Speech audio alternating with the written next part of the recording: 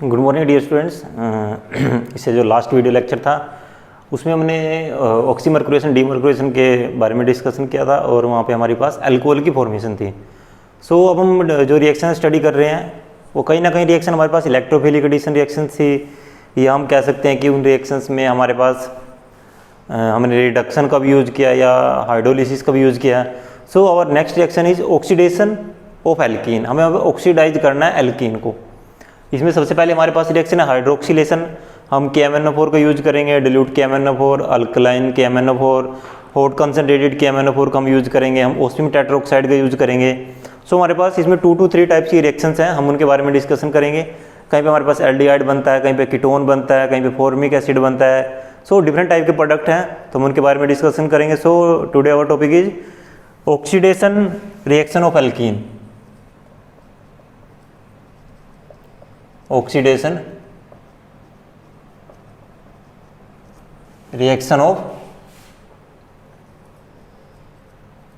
Alkenes, और इसमें जो हमारा टॉपिक है वो हाइड्रोक्सिलेशन।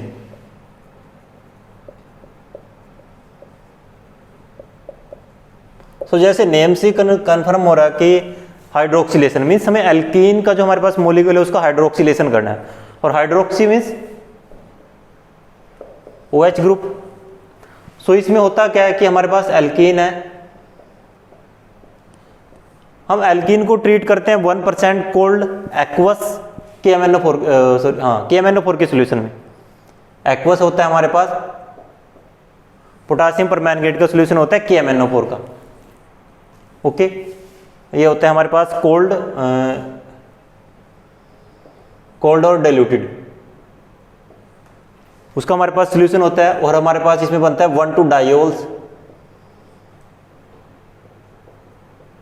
1,2 डायोल्स ग्लाइकोल हम कह सकते हैं, इथाइलिन ग्लाइकोल है जैसे 1,2 डायोल्स। अगर मैं जनरल नेम की बात करूं सो ये क्या 1,2 डायोल्स, क्योंकि 1 और 2 पोजीशन पे क्या है OH ग्रुप है, 1 और 2 पोजीशन पे क्या OH ग्रुप है। और वैसे इसका नाम क्या होगा इथाइलिन ग्लाइकोल्स। इसको हम बोलते हैं हाइड्रोक्सिलेशन रिएक्शन। जो हमारे पास ये रिएक्शन है ये हाइड्रोक्सिलेशन रिएक्शन है। ये सिंपल हाइड्रोक्सिलेशन रिएक्शन मैंने आपको बताई है। इससे मैंने कुछ बैलेंस नहीं किया रिएक्शन को कि कितने KMnO4 के मॉलिक्यूल यूज होंगे, कितने एल्कीन के मॉलिक्यूल यूज होंगे, और यहाँ पे क्या हमारे पास प्रोडक्ट बनेगा। ओके, सो ये हमारे पास हाइड्रोक्सिलेशन रिएक्शन है। और जो हमारे पास कंप्लीट हाइड्रोक्सिलेशन रिएक्शन की अगर मैं बात करूं, डबल बॉन्ड के अराउंड क्या हो गया OH ग्रुप का एडिशन हुआ इसमें। और जो कंप्लीट हाइड्रोक्सिलेशन रिएक्शन है उसमें क्या है कि 3 एल्कीन मॉलिक्यूल यूज होते हैं plus 2 KMnO4। Aqueous cold dilute solution हमने लिया है, सो 4 वाटर, और प्रोडक्ट बनता है हमारे पास 3 इथाइलिन ग्लाइकोल,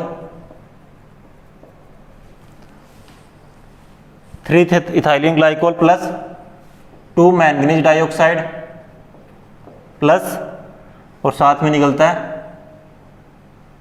3 KOH। KMnO4 हमने लिया तो 3 हाइड्रोक्साइड मॉलिक्यूल यहाँ पे हमारे पास बनते हैं।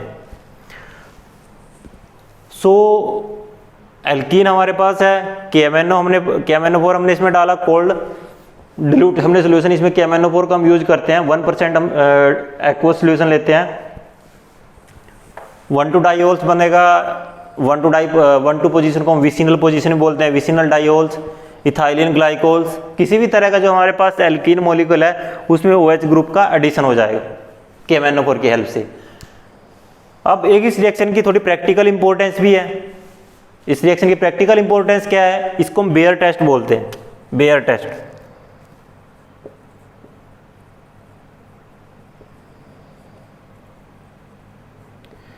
जैसे मैंने एडिशन ऑफ ब्रोमीन रिएक्शन की प्रैक्टिकल इंपॉर्टेंस बताई थी, सेम यहां पे है। बेयर टेस्ट में क्या करते हैं हम अनसैचुरेशन डिटेक्ट करते हैं। इन डिटेक्शन ऑफ अनसैचुरेशन,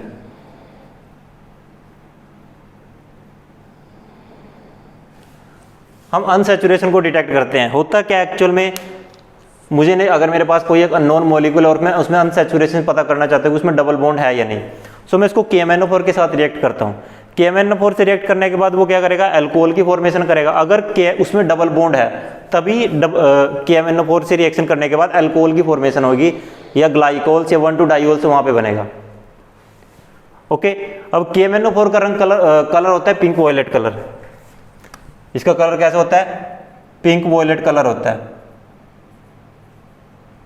अगर जो मेरा अननोन मॉलिक्यूल है उसकी रिएक्शन KMnO4 से करने के बाद अगर उसका कलर डिस्चार्ज हो जाता है, अगर कलर डिस्चार्ज हो गया तो दैट मीन्स कि वहां पे जो भी मैं जिस मॉलिक्यूल में अनसैचुरेशन में डिटेक्ट करना चाह रहा था उस मॉलिक्यूल में अनसैचुरेशन है। इफ देयर इज नो, मैं लिख देता हूं यहां पे, इफ द पिंक वॉयलेट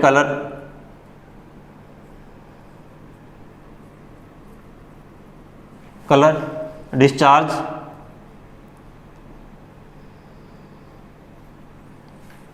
अगर पिंक वॉयलेट कलर डिस्चार्ज हो जाता है देन दैट मीन्स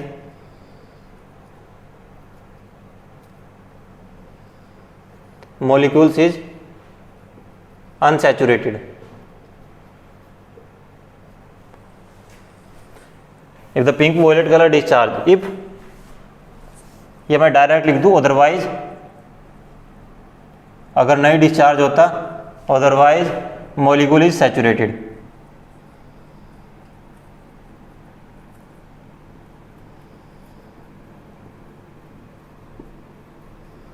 उसका मतलब क्या है कि अगर पिंक कलर डिस्चार्ज हो गया तो मॉलिक्यूल अनसैचुरेटेड है, अगर पिंक कलर डिस्चार्ज नहीं होता तो मॉलिक्यूल क्या वहां पे सैचुरेटेड है, और इसको हम बोलते हैं बेयर टेस्ट।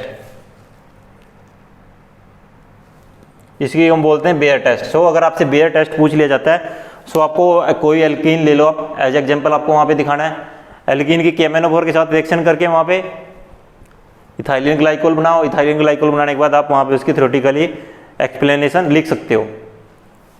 इसके बाद आता है मैकेनिज्म। मैकेनिज्म में हमारे पास क्या होता है कि एल्कीन की जब KMnO4 के साथ रिएक्शन करते हैं तो हमारे पास वहां पे बनता है साइक्लिक मैंगनेट एस्टर, और जब हम साइक्लिक मैंगनेट एस्टर को फर्दर हाइड्रोलिसिस करते हैं तो हाइड्रोलिसिस वो हमें देता है ग्लाइकोल्स।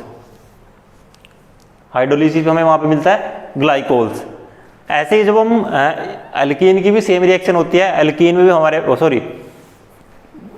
ओस्मियम टेट्राऑक्साइड को जब हम एल्कीन के साथ रिएक्शन करते हैं तो हमारे पास ग्लाइकोल बनता है, उसमें हमारे पास साइक्लिक ओस्मेट एस्टर बनता है। यहाँ पे हमारे पास साइक्लिक क्योंकि हम पोटेशियम पर मैंगनेट यूज कर रहे हैं तो साइक्लिक मैंगनेट एस्टर बनता है, और जो हम ओसियम यूज करते हैं तो वहाँ पे हमारे पास साइक्लिक ओस्मेट एस्टर बनता है। दोनों में प्रोडक्ट सेम बनता है, दोनों के जो रिएक्शंस हैं उनकी अपनी अलग अलग प्रैक्टिकल इंपॉर्टेंस है। हम दोनों के बारे में डिस्कस करेंगे। पहले जो हम रिएक्शन डिस्कस करेंगे यहाँ पे वो हम डिस्कस करेंगे एल्कीन की KMnO4 के साथ, उसका जो बेसिक स्ट्रक्चर है वो मैंने आपको बता दिया। अब हम बात करते हैं मैकेनिज्म की। So our next part is mechanism. हमें जो नेक्स्ट डिस्कशन करना है वो करना है मैकेनिज्म।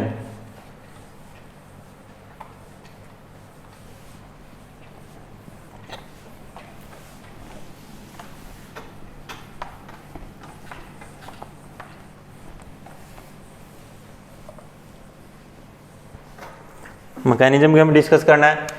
मेरे पास एल्कीन के साथ KMnO4 किस फॉर्म में है, K positive MnO4 negative, K positive MnO4 negative. So reaction किसके साथ करेगा, Mn।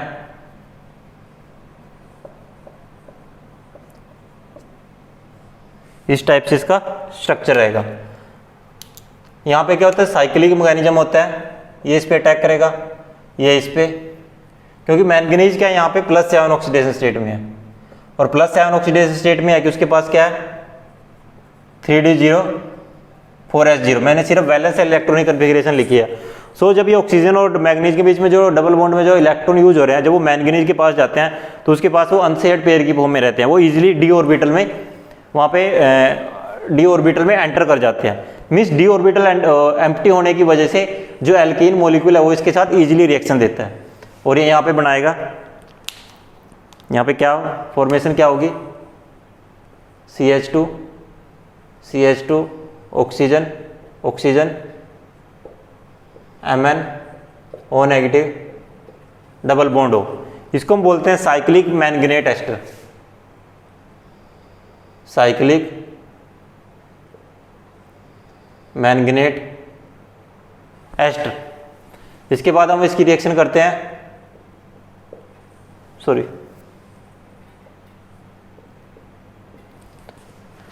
इसमें हम जो KMnO4 यूज करते हैं वो अल्कलाइन मीडियम में यूज करते हैं। ये मैं आपको बताना भूल गया कि जो KMnO4 होता है वो अल्कलाइन मीडियम में होता है, अल्कलाइन मीडियम में होता है। और जब वो अल्कलाइन मीडियम में होता है तो वहाँ पे OH नेगेटिव रहेगा। OH नेगेटिव ये क्या करेगा, यहाँ पे रिएक्शन ये इधर और ये मॉलिक्यूल यहाँ से ब्रेक हो जाएगा। सो हमारे पास बचेगा क्या, CH2 O negative, oxygen Mn O negative, OH double bond O, again OH negative क्या करेगा, यहाँ पे रिएक्शन ये इधर और ये बॉन्ड यहाँ से ब्रेक हो जाएगा। सो मेरे पास बनेगा क्या, CH2 O negative plus Mn O negative, OH और डबल बॉन्ड O। यहाँ पे जो ये मैंगनेट होता है ये +5 ऑक्सीडेशन स्टेट में होता है। उसके बाद फर्दर होता क्या है, ये मीडियम से H पॉजिटिव को, क्योंकि वाटर है मीडियम में, वहां से H पॉजिटिव को लेके इथाइलिन ग्लाइकोल में कन्वर्ट हो जाएगा।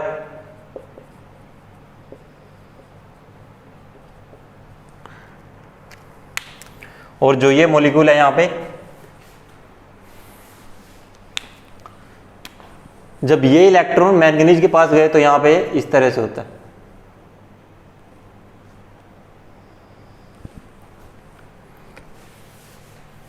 ये क्या होता है फर्दर, इसका हो जाएगा disproportionation.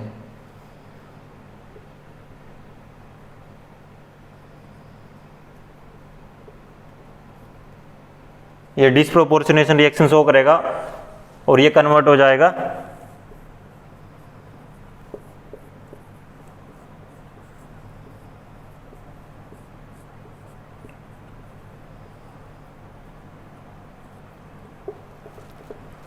MnO2 plus OH negative plus water.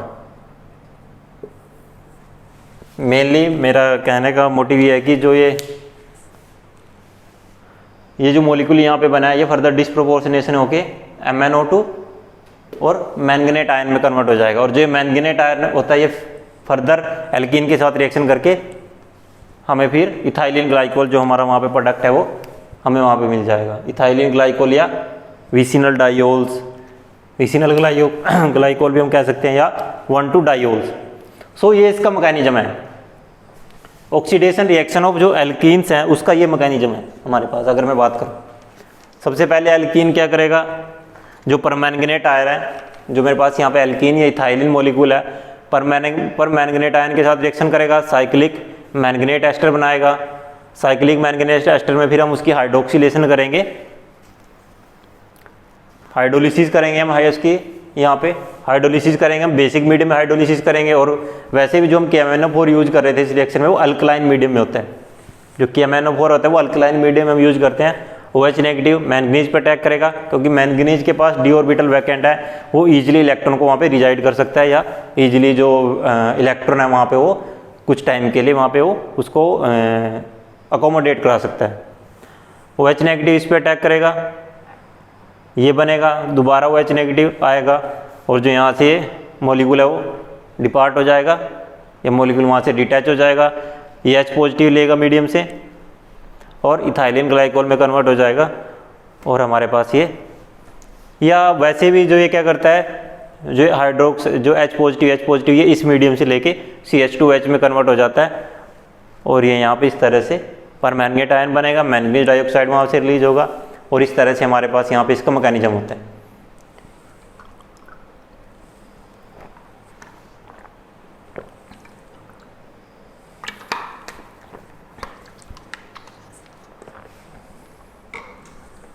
अभी आपने नोटिस किया हो जो ये मेरे पास एल्कीन है और ये मेरे पास परमैंगनेट आयन है। जो परमैंगनेट आयन और जो एल्कीन के बीच में जो रिएक्शन है वो सेम फेज पे रिएक्शन हो रही है। इसका भी फ्रंट फेस है, इसका फ्रंट फेस है। सो यहाँ पे जो एडिशन होता है हमेशा वो सिन मैनर में होता है, इसको हम बोल सकते हैं सिन एडिशन,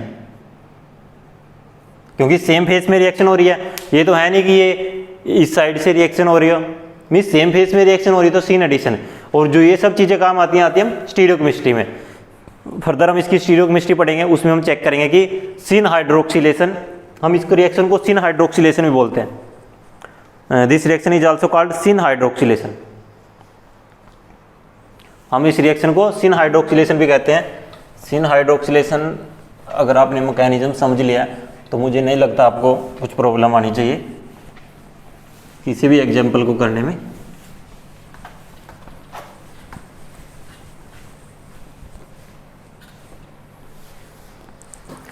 सिन हाइड्रोक्सिलेशन का मतलब क्या है कि मेरे पास, जैसे मेरे पास कोई भी मेरे पास ये मॉलिक्यूल है, ओके, और मुझे इसकी KMnO4 के साथ रिएक्शन करानी है बेसिक मीडियम, OH नेगेटिव अगर मैंने लिखा है साथ में, सो इसका मतलब है बेसिक मीडियम में। और मैं लिख सकता हूँ KMnO4 NaOH और साथ में वाटर, KMnO4 NaOH और साथ में क्या है, वाटर। सो सेम सिन फैनर में सिन स्टीरियोकेमिस्ट्री में रिएक्शन होगी, hydrogen hydrogen oxygen oxygen Mn double bond O negative.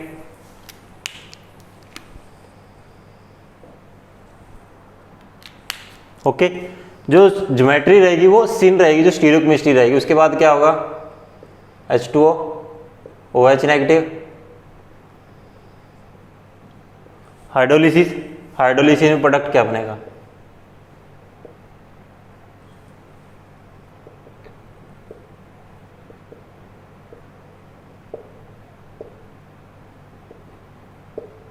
जो मेरे पास फाइनल प्रोडक्ट होगा सिस डायोल। सिस डायोल मैंने सिर्फ ऐसे जनरल नेम लिखा है, जो भी इसका पर्टिकुलर नेम होगा वो उसके अकॉर्डिंग आप देख लेना। वही साइक्लिक मैंगनेट एस्टर यहाँ पे बनेगा।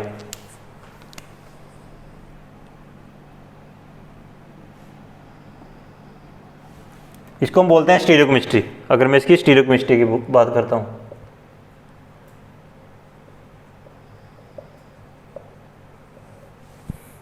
ये हम बात करें इसकी स्टीरियोकेमिस्ट्री की, प्रोडक्ट वही बनेगा, लेकिन जो भी हमेशा KMnO4 जो परमैंगनेट आयन का जो एडिशन होगा वो हमेशा सिन मैनर में होगा, सेम फेज पे होगा। ये साइक्लिक मैंगनेट एस्टर यहाँ पे बना है,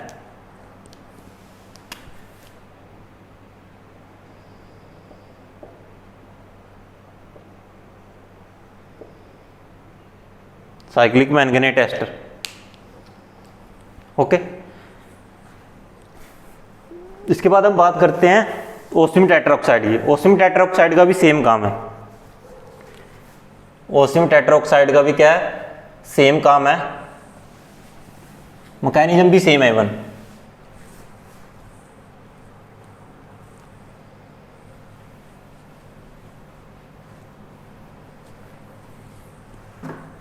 जैसे मेरे पास एल्कीन है, मैं उसको ओस्मियम टेट्राऑक्साइड के साथ रिएक्शन कराता हूँ। ओस्मियम टेट्राऑक्साइड के जब हम साथ उसके रिएक्शन कराते हैं, हम यूज करते हैं सॉल्वेंट ईथर, और इसमें जो प्रोडक्ट बनता है हमारे पास पहले बनेगा CH2 oxygen oxygen osmium double bond O, cyclic osmate ester. Product क्या बनेगा, साइक्लिक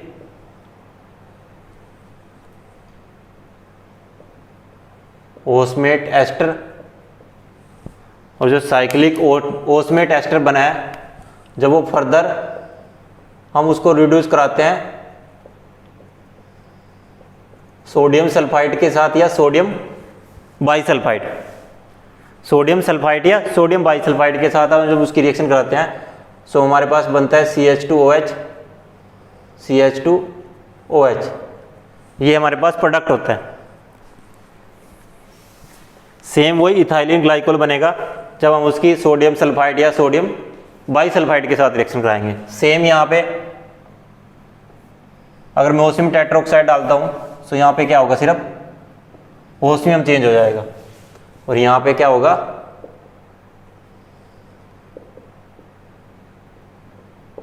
NaHSO3, सेम प्रोडक्ट बनेगा। यहाँ पे होगा साइक्लिक ओस्मेट एस्टर, बनेगा क्या, साइक्लिक ओस्मेट एस्टर, और ये क्या है, ओस्मियम टेट्राऑक्साइड।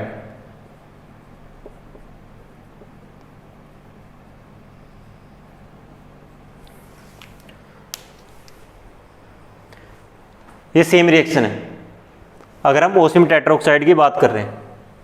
स्टीरियोकेमिस्ट्री मैंने इसमें आपको बता दी, रिएक्शन किस तरह से वो मैंने बता दी। मैकेनिज्म एक बार मैं आपको बता देता हूँ। मैकेनिज्म में भी कुछ नहीं है। मैकेनिज्म की अगर मैं बात करूँ, मैकेनिज्म को मैं यहीं पे लिख रहा हूँ। मैकेनिज्म कैसे होता है,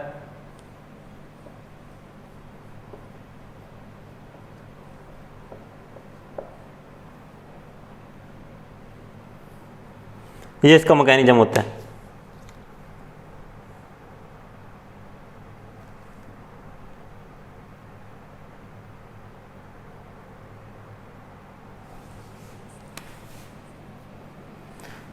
सो ओस्मियम टेट्राऑक्साइड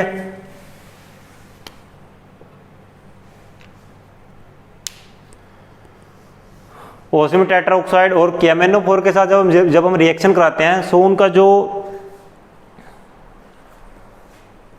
मैकेनिज्म है वो भी ऑलमोस्ट सेम है, जो प्रोडक्ट बनेगा वो भी ऑलमोस्ट सेम है, और जिस रिएक्टिव इंटरमीडिएट के थ्रू रिएक्शन होती है, जैसे साइक्लिक ओस्मेट एस्टर बनता है या साइक्लिक मैंगनेट एस्टर बनता है, वो ऑलमोस्ट सेम से रिएक्शन सेम रहती है। हम उसमें हाइड्रोलिसिस करते हैं, जो हमारे पास साइक्लिक मैंगनेट एस्टर बनता है, और साइक्लिक ओस्मेट एस्टर में हम माइल्ड रिड्यूसिंग एजेंट यूज करते हैं, सोडियम बाइसल्फाइड हो गया या सोडियम सल्फाइड हो गया। हाइड्रोलिसिस हम करते हैं, सेम चीज डाइऑल हमारे पास वहाँ पे प्रोडक्ट बनता है, रिएक्शन रहती है वो सेम रहती है। अब हमारे पास 2 टाइप्स के रिएजेंट अवेलेबल है। मेरे पास क्या है, 2 टाइप्स के रिएजेंट अवेलेबल है। एक मेरे पास KMnO4 अवेलेबल हो गया और एक मेरे पास क्या होगा, ओस्मियम टेट्राऑक्साइड। अब मुझे रिएक्शन किसके साथ परफॉर्म करानी है, अगर मैं बात करूं कंपैरिजन ऑफ हाइड्रोलिसिस या ऑक्सीडेशन की जो मैं रिएक्शन परफॉर्म करा रहा हूं, अगर मैं कंपैरिजन की बात करता हूं, comparison of hydroxylation with KMnO4 and osmium tetroxide, अगर मैं कंपैरिजन की बात करता हूं,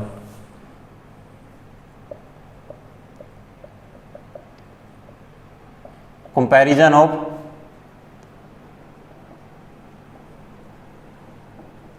hydroxylation with KMnO4 and osmium tetroxide. एक साइड में KMnO4 लिखता हूं और एक साइड में लिखता हूं ओस्मियम टेट्राऑक्साइड। अगर मैं KMnO4 की बात करूं, KMnO4 के एक सिलेक्टिव रिएजेंट नहीं है, KMnO4 इज नॉट सिलेक्टिव, लेकिन ये कैसा, ये सिलेक्टिव है। KMnO4 क्या है, स्ट्रॉन्ग ऑक्सीडाइजिंग एजेंट है।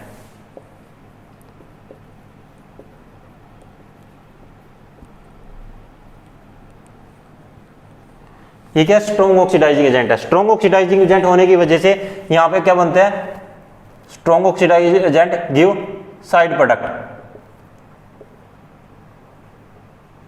Give side product and further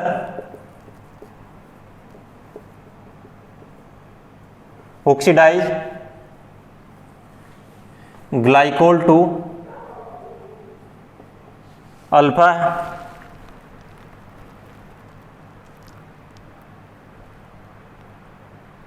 alpha hydroxy ketone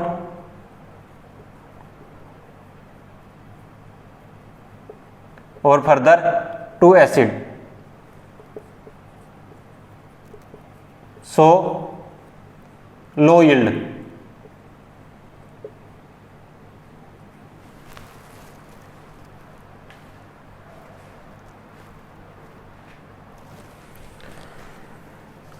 KMnO4 की अगर मैं बात करता हूं, एक तो सिलेक्टिव नहीं है। सिलेक्टिव इसलिए नहीं है क्योंकि स्ट्रॉन्ग ऑक्सीडाइजिंग एजेंट है।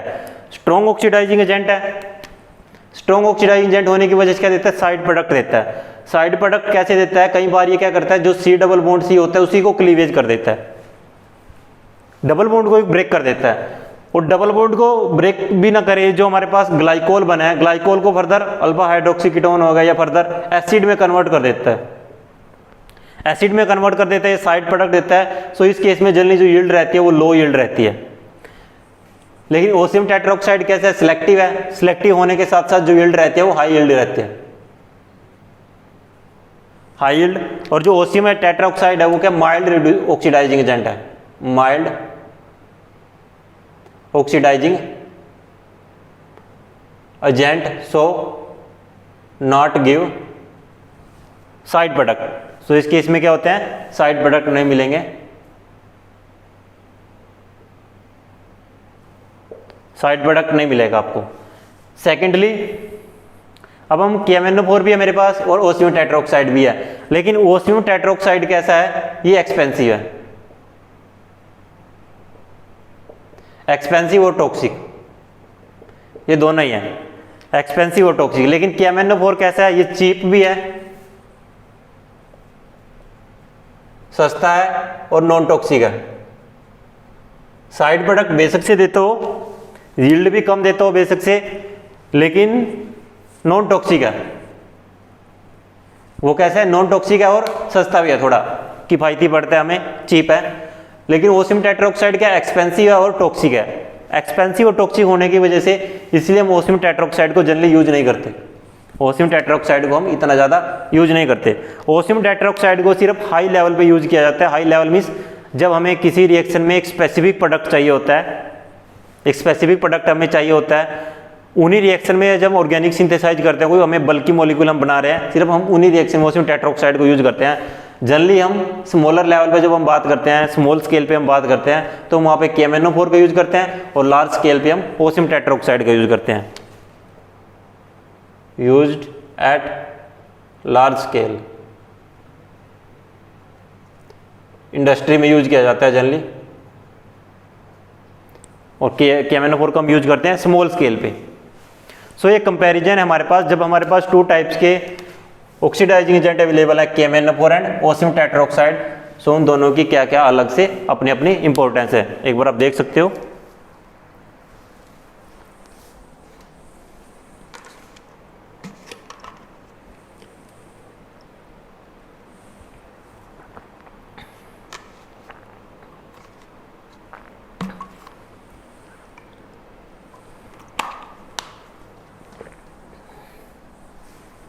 आई होप हाइड्रोक्सिलेशन जो मैंने एल्कीन की स्टडी की है वो आपको समझ में आई होगी कि हम ओसियम टेट्राऑक्साइड या KMnO4 की प्रेजेंस में कैसे रिएक्शन को आगे फर्दर परफॉर्म करा सकते हैं। So thank you for watching the video.